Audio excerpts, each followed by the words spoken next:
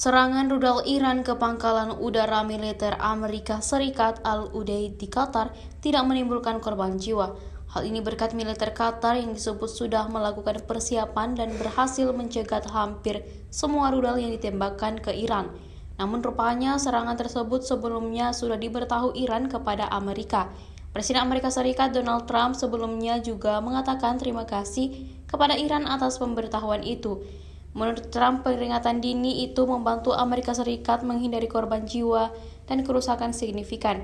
Sementara itu dilansir dari Kompas.com, sebagaimana dikutip dari The New York Times, 3 pejabat Iran yang diwawancarai mengatakan langkah itu bertujuan meminimalkan jatuhnya korban jiwa. Sementara itu dikutip dari CBS News, Trump tidak menjelaskan secara rinci sebagaimana Iran memberikan peringatan atau cara menyampaikannya. Tetapi diduga memang ada pemberitahuan dari Teheran agar militer Amerika Serikat dapat meminimalkan kerusakan dan menghindari eskalasi. Dari total 19 rudal yang diluncurkan, hanya 1 yang lolos dan jatuh di area pangkalan tanpa menimbulkan korban jiwa.